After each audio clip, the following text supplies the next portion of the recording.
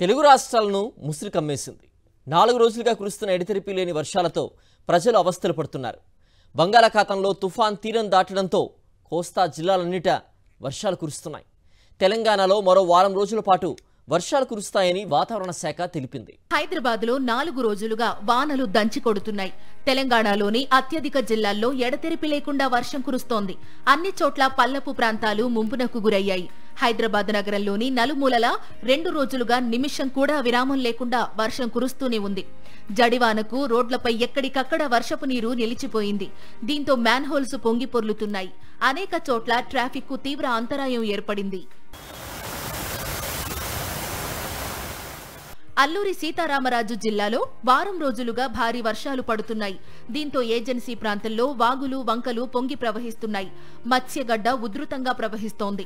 ముంచంగిపుట్టు మండలం, పెదబయలు మండలాల్లోని మారుమూల ప్రాంతాల్లో రవాణా వ్యవస్థ స్తంభించింది. మండల కేంద్రాలకు చేరుకోవాలంటే ప్రజలు తీవ్ర ఇబ్బందులు పడుతున్నారు. ఎగువన కురుస్తున్న వర్షాలకు కృష్ణా, తుంగభద్ర ప్రాజెక్టులన్నీ వరద ప్రవాహంతో నిండుతున్నాయి.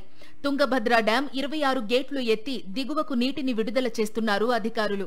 మహబూబ్ నగర్ జిల్లాలోని జూరాల ప్రాజెక్టులో 5 గేట్లను ఎత్తి 55,304 క్యూసెక్కుల నీటిని దిగువకు వదులుతున్నారు.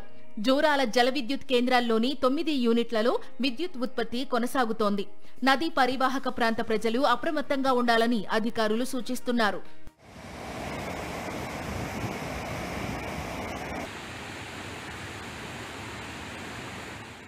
ఎగువన కురుస్తున్న వర్షాలు, జూరాల, సుంకేసుల నుంచి వదులుతున్న నీటి కారణంగా శ్రీశైలం జలాశయానికి వరద ఉధృతి కొనసాగుతోంది. ప్రాజెక్టు 2 గేట్లు 10 అడుగుల మేర ఎత్తి నీటిని దిగువకు విడుదల చేస్తున్నారు.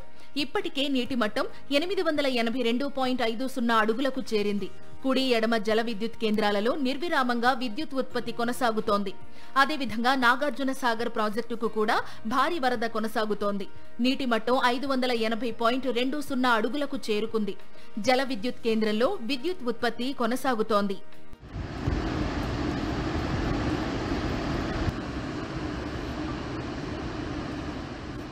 గోదావరిలో కూడా వరద నీటి మట్టం క్రమంగా పెరుగుతోంది.